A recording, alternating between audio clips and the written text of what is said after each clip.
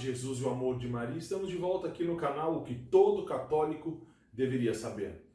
Hoje vamos dar início, neste vídeo, à Sagrada Escritura. Então, dos três pilares, Sagrada Escritura, Sagrado Magistério e Sagrada Tradição, vou explicar hoje sobre a Sagrada Escritura. Antes de nós entrarmos a fundo sobre a Sagrada Escritura, os livros, como é dividida, agora vocês vão ver exatamente 4 passagens da Sagrada Escritura que se dedica a falar da importância da Palavra de Deus. Vamos lá? Então, a primeira passagem é 2 Timóteo 3,16, que fala: toda a Escritura é inspirada por Deus. É útil para ensinar, para persuadir, para corrigir e formar na justiça. Então, como eu disse, são 4 passagens. A próxima, 2 de Pedro 1, capítulo 1, versículo 20. Antes de mais nada, sabei isto, que nenhuma profecia jamais veio por vontade humana, mas os homens, impelidos pelo Espírito Santo, falaram da parte de Deus. Agora a próxima, a terceira passagem, que eu selecionei e eu achei muito bonito, que tem a ver com a Sagrada Escritura. Hebreus, capítulo 4, versículos 12 a 13. Porque a palavra de Deus é viva, eficaz, mais penetrante que uma espada de 2 gumes, e penetra até a divisão da alma e do corpo, e das juntas e medulas, e discerne os sentimentos e pensamentos do coração. Nenhuma criatura lhe é invisível, tudo é nu e descoberto aos olhos daquele a quem haveremos de prestar conta. E a última, tá? A quarta passagem. Então nós vamos ter 1 Tessalonicenses, capítulo 2, versículo 13. Por isso também damos graças sem cessar a Deus, porque recebestes a palavra de Deus que de nós ouvistes. Vós a recebestes não como palavra de homens, mas como realmente é, palavra de Deus, que age eficazmente em vós que crestes. Voltamos agora, vocês viram as 4 passagens que eu selecionei sobre a Sagrada Escritura, lindas passagens. E agora a gente vai explicar com mais detalhes a Sagrada Escritura. Sagrada Escritura, como eu já disse em vídeos anteriores, é a palavra de Deus, é a própria palavra de Deus. Lembrando que a Bíblia não é um livro, é uma pessoa, é Deus falando conosco, amém? A Sagrada Escritura, ela é dividida em 2 partes: Antigo Testamento e Novo Testamento, amém? Total são 73 livros.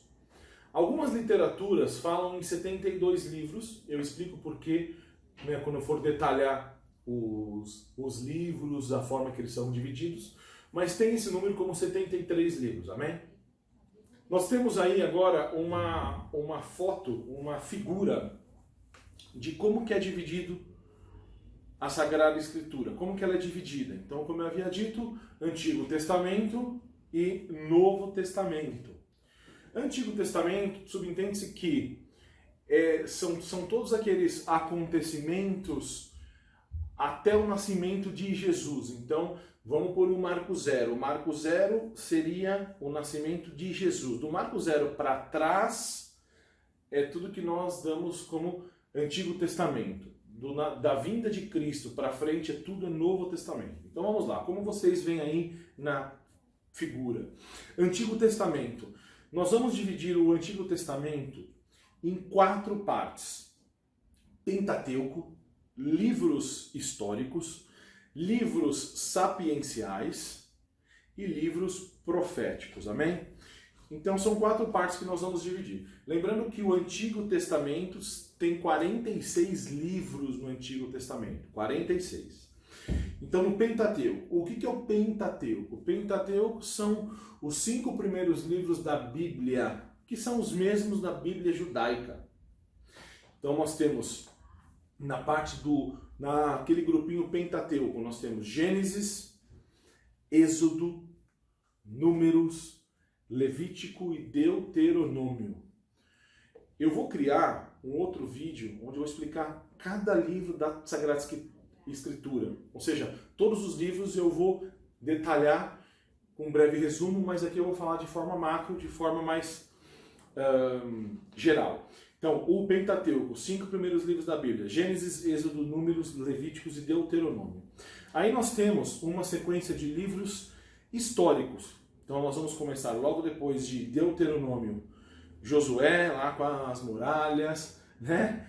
Juízes, Ruth, vamos lá, 1 Samuel, 2 Samuel, 1 Reis, 2 Reis, 1 Crônica, 2 Crônicas, Esdras, profeta, Neemias, Tobias, tá? Esse livro é maravilhoso, filho de Tobit, Judite, Esther e os 2 últimos, tá? 1 Macabeus e 2 Macabeus. Esse é o grupo de livros históricos. Vamos para os livros sapienciais. Então nós temos o livro de Jó, um lindo testemunho, Jó enfrentando diversos obstáculos e mesmo assim ele dando graças a Deus em tudo. Salmos, rei Davi. Próximo, nós temos Provérbios de Salomão, Eclesiastes, Cântico dos Cânticos, Livro da Sabedoria e Eclesiástico.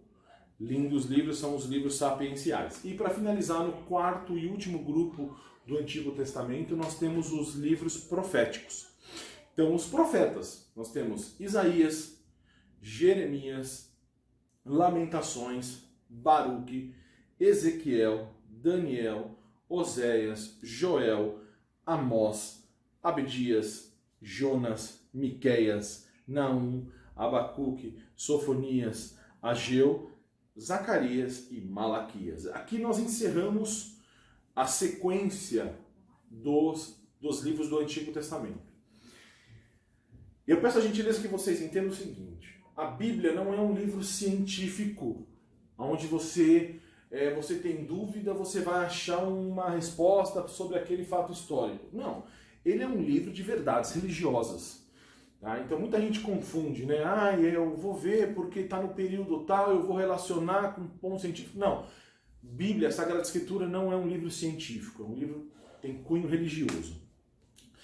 E aí vem nosso Salvador Jesus Cristo. Então aí nós temos o Novo Testamento. O Novo Testamento nós vamos dividir também em 4 grupos: Evangelhos e Atos, Epístolas, ou quando eu falo epístola, cartas de Paulo, Epístolas católicas e por último Apocalipse. Então vamos lá. Novo Testamento, Marcos 0, nascimento de Jesus Cristo. Nós vamos iniciar com os Evangelhos. Evangelhos de Mateus, Marcos, Lucas e João, e em seguida Atos dos Apóstolos, escrito por São Lucas, né? Epístolas de Paulo são 14. Vamos a elas? Romanos, 1 Coríntios, 2 Coríntios, Gálatas, Efésios, Filipenses, Colossenses. Nós vamos ter, vamos lá, próximo, 1 Tessalonicenses, 2 Tessalonicenses, 1 Timóteo, 2 Timóteo, Tito, Filemon e Hebreus. Então nós finalizamos com as 14 epístolas ou cartas de Paulo. Vamos para as epístolas católicas, que nós damos o nome aqui. Então nós temos aí Tiago, 1 Pedro, 2 Pedro, 1 João, 2 João, 3 João e Judas. E por último, o último livro, a Revelação, o Apocalipse de São João. Então aí nós finalizamos os 73 livros da Bíblia. Lembra que eu disse que poderia acontecer em algumas literaturas falar que nós tínhamos 72 livros? Pois bem, se nós formos no Antigo Testamento, vamos lá, no Antigo Testamento, aí você vai ver que nós temos Isaías, Jeremias, e aí vem Lamentações. Jeremias e Lamentações praticamente é o mesmo livro. Então, se nós juntarmos Jeremias com Lamentações, nós teremos não mais 73 livros, mas 72 livros, amém? Outro ponto importante de citar a Bíblia, essa é a Bíblia católica. Bíblia católica, né? A Bíblia, existem Bíblias que não são católicas. Por quê? É o que nós damos nome de Bíblias protestantes. Elas têm exatamente 7 livros a menos que a católica. Muita gente fala assim, mas a Bíblia católica tem mais livros. Não, não, não. Bíblia católica é a Bíblia católica. Quem tem menos livros são exatamente o quê? Os protestantes. A Bíblia não católica tem 7 livros a menos no Antigo Testamento. Então, no Antigo Testamento, ao invés de 46, eles têm 39. O Novo Testamento é igual, 27 livros para cada um.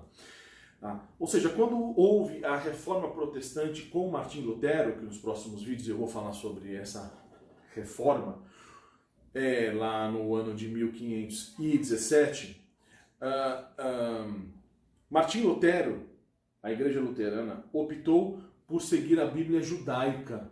Ou seja, na Bíblia judaica nós não temos os seguintes livros: Tobias, Judite, Sabedoria, Eclesiástico, Baruque, Macabeus 1 e 2 e alguns trechos de Esther e Daniel. Os reformistas protestantes resolveram seguir a Bíblia judaica antiga. Esta é uma Bíblia, irmãos e irmãs, que no ano 100 depois de Cristo, então vamos lá, vamos imaginar o marco zero, né? O marco zero, nascimento de Cristo. Então eu estou falando o seguinte: os reformistas protestantes, eles não tinham surgido ainda, surgiram em 1517, tudo bem? Mas eu estou falando o seguinte, vamos pegar uma referência. Eles seguiram a Bíblia judaica antiga, que no ano 100 depois de Cristo, depois que Cristo nasceu, 100 anos depois, os rabinos judeus se reuniram num sínodo. Sínodo nada mais é do que uma assembleia na cidade de Jânia, né, que hoje é a cidade de Tel Aviv, tá? Para definir o cânon. Cânon é a lista dos livros da Bíblia judaica. Nesse período, 100 anos depois de Cristo, os judeus definiram exatamente 4 critérios nacionalistas e não religiosos. Olha aí já uma heresia, né? Foram considerados 4 critérios nacionalistas e não religiosos. Vamos aos 4 critérios nacionalistas. Os livros tinham que ser escritos em hebraico e não podia ser em outra língua, por exemplo, grego. Né? Hebraico é a língua antiga de Jesus. Outro, ter sido escritos na Terra Santa. Ou seja, qualquer outro livro que não foi escrito na Terra Santa não era válido. Ter sido escrito até a volta do exílio na Babilônia, que ocorreu no ano de exatamente 537 a.C. E está em conformidade com os 5 primeiros livros da Bíblia, ou seja, a Torá ou o Pentateuco, que nós vimos nos livros do Antigo Testamento. Tá? Em resumo, no ano 100 depois de Cristo, alguns judeus retiraram alguns livros da Bíblia que já existia e era chamada, essa Bíblia, né, ela era chamada de Bíblia dos 70 ou Septuaginta. Tá? Essa Bíblia, ela surgiu no ano 200 antes de Cristo. Então vamos pensar, 300 anos dessa notificação dos judeus antigos, que foi no ano 100 depois de Cristo. Estou falando o seguinte: existiu uma primeira tradução do hebraico para a língua grega, que foi feita no ano 200 a.C., no Egito, tá? Por 70 sábios judeus. Não existe, irmãos e irmãs, razão da retirada de alguns livros, até porque os apóstolos, na época de Jesus, utilizavam a versão completa, ou seja, a Septuaginta, a versão dos 70. Tá? Todo o magistério da igreja também utiliza a versão completa, ou a versão dos 70 ou Septuaginta. Tá? Então, os protestantes, os reformadores protestantes, no século XVI, 1517, eles optaram, né, por utilizar a Bíblia judaica modificada, ou seja, no ano 100 depois de Cristo, retirando esses 7 livros e alguns trechos de Esther e Daniel. As Bíblias católicas, irmãos, só para vocês terem ideia, para serem impressas e vendidas, ela tem que ter o chamado imprimatur da autoridade eclesiástica, o qual é uma autorização para a publicação dela, amém? A igreja é muito rigorosa e sempre averigua, irmãos, se a tradução do grego e do hebraico foram coerentes e leais.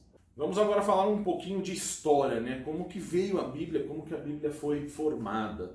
Porque o que nós falamos de Bíblia Antiga Judaica, Bíblia Antiga aí judaica, isso tem a ver com o Antigo Testamento, né? Mas vamos lá. São Jerônimo, que foi presbítero e doutor da igreja, nasceu no ano de, presta atenção, 340 depois de Cristo, tá?